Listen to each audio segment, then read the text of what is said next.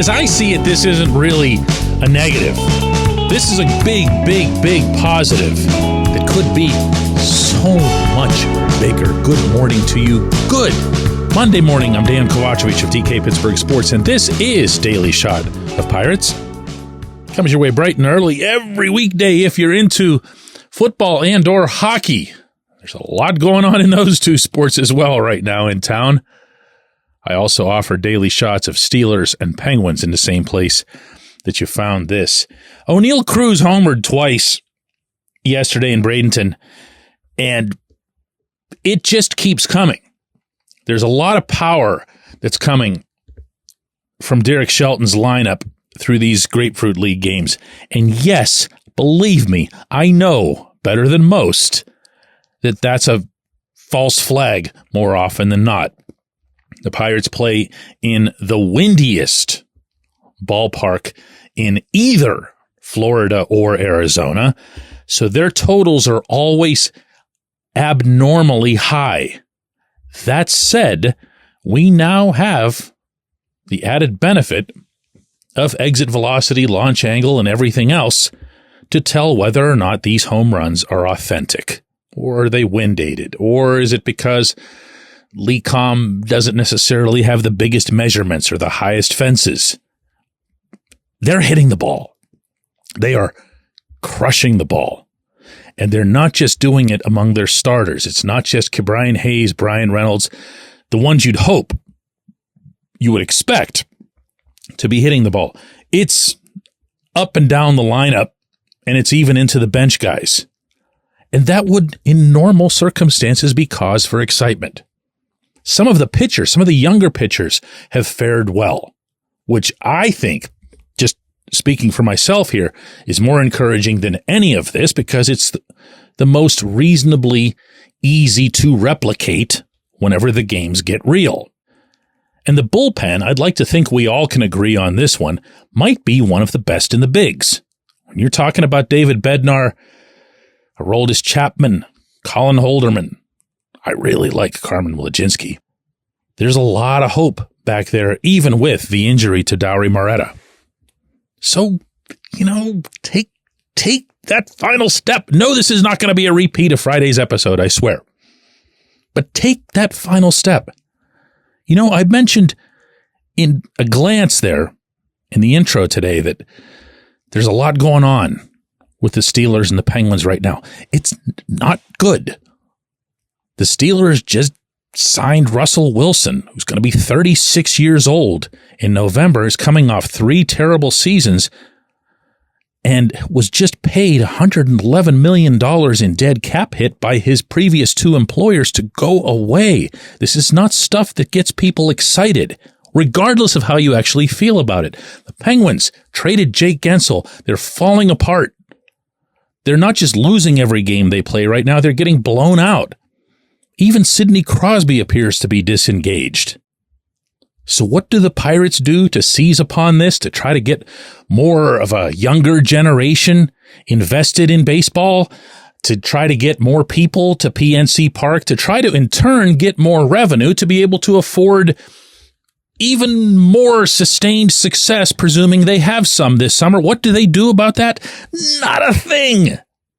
Not yet anyway, and from everything I've gathered, they're not going to. I'm going to pound this second starter issue until it's purple in the face because it almost feels like it'd be worthwhile to acquire someone in that mold, even if it's just for symbolic purposes. And I know that's the opposite of what I usually say, but the general circumstance right now is the opposite of what it usually is. The Steelers are a global brand. They're not just a Pittsburgh thing. People love them all over the world. They are who they are. But believe you me, people here can get down on them, and it can hurt them. And that sure looks like where it'll go. The Penguins have dominated the younger generation here. They've had this seemingly endless parade of superstars going all the way back to Mario Lemieux in 1984, and they've become the NHL's marquee franchise in the United States, and they are in for a rough ride these next couple years. Go after that. Go seize it. Just once. Show some kind of aggressive posture. Say, listen, we're the Pirates. We're Pittsburgh's oldest team. We have 5 World Series championships, 14 Hall of Famers, and a really fun-looking young team that we're proud to put out on that field this summer. And we told you we were going to seriously make every attempt to contend in the offseason. And guess what? We came through, because here is fill in the blank. Why not?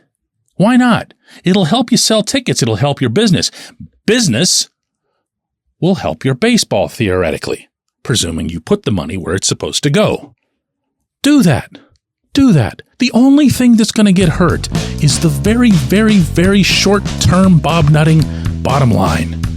And can't just once something else be the priority over that? Think of it as an investment, a reliable investment. When we come back, J1Q.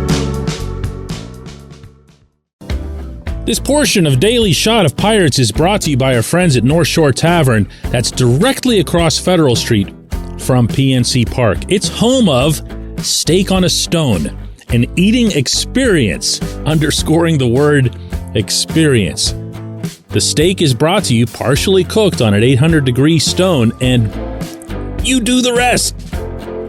It's a ton of fun, it's a great meal, and it's a baseball atmosphere like no other in Pittsburgh. North Shore Tavern, right across Federal Street from PNC Park.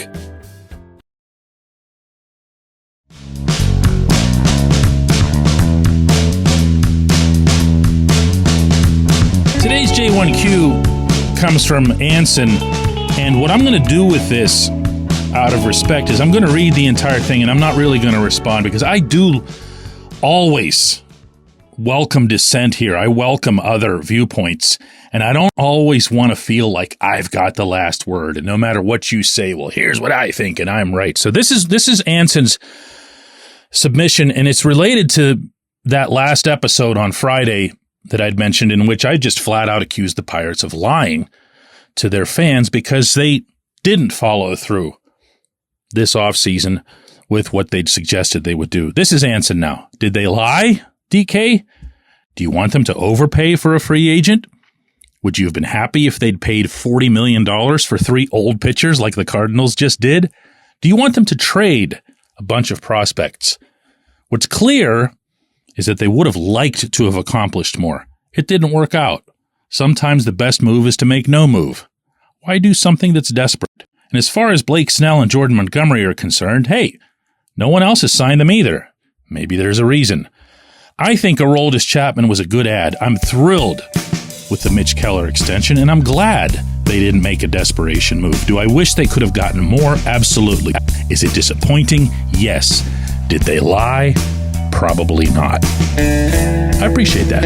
I appreciate everybody who listens to Daily Shot of Pirates, and we will do another one of these tomorrow.